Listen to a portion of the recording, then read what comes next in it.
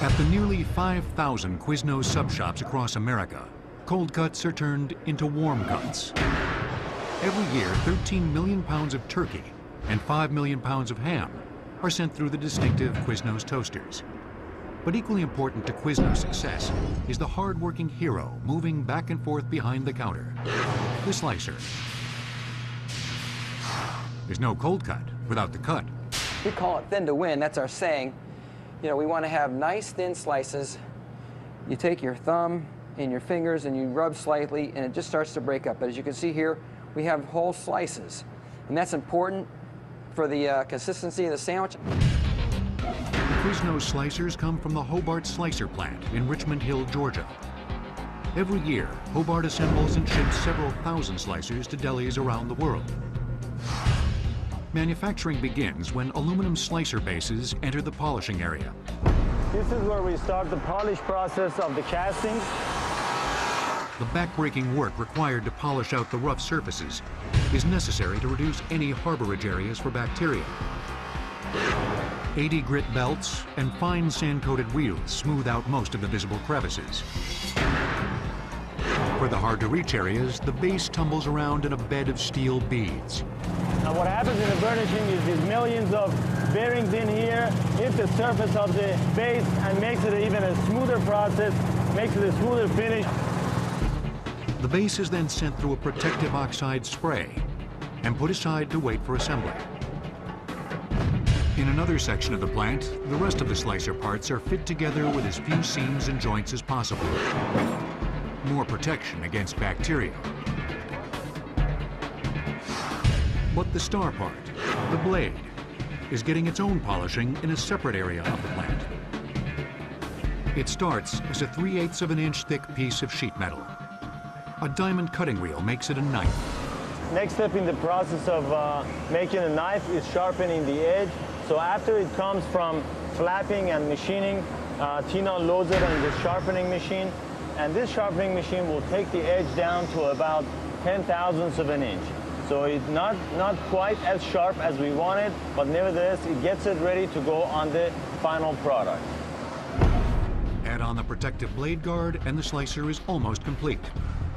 Once the half-horsepower motor is in place, all that's left is some fine-tuning.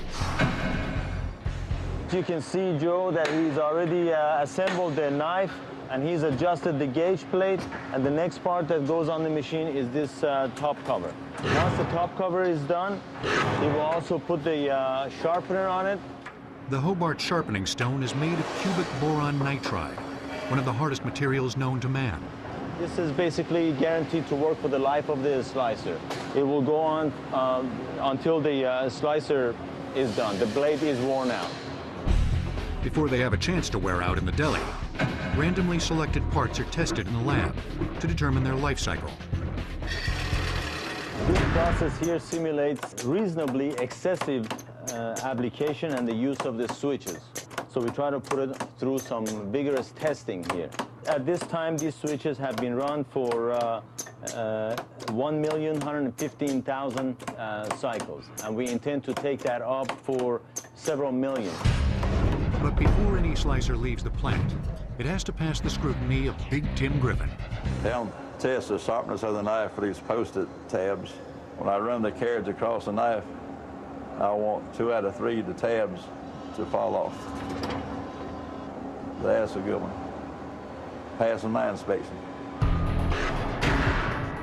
Of course, when the slicer goes into action, it will have to be cleaned around its sharp edges.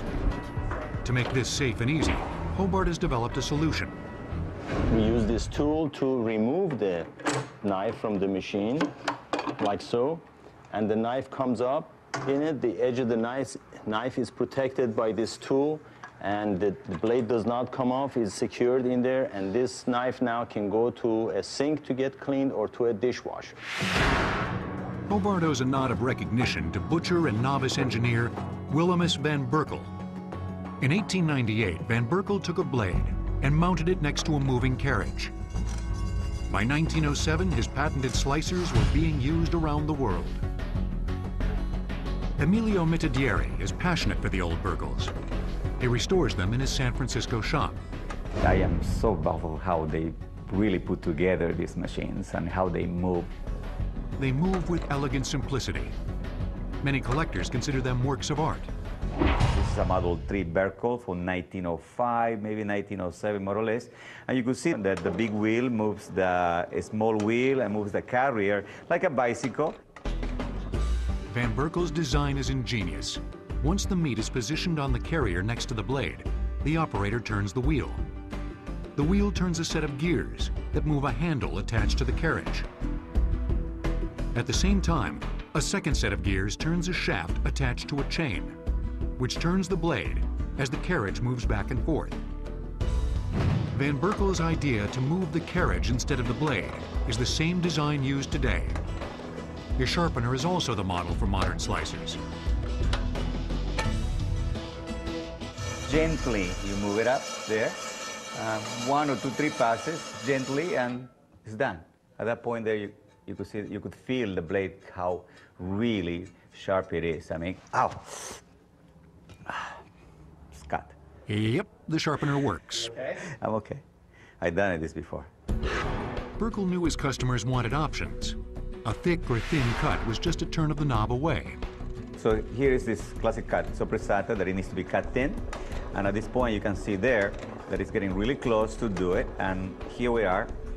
I want you to see it, you know, how translucent there is and how beautiful it is.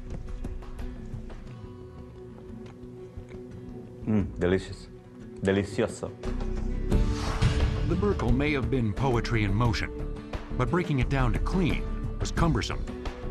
In the 1950s, manufacturers came up with a way to prevent the sliceur from becoming the slicee. The carrier that it holds the meat, it was removable. So that was fantastic because, you know, you're able to put them in a dishwasher or wash it by hand and able to put it back as easy as I put it on there. So there you go, and you're ready to go. The 1950s also brought a new demand for convenience. In the 1950s, then, you know, motors were applied to these machines, so you didn't have to crank anymore. All you had to do really was turn the switch on. The motor may have been the death of the slicer as performance art, but who's making sure there's nothing alive in your turkey sandwich? That is an art in itself.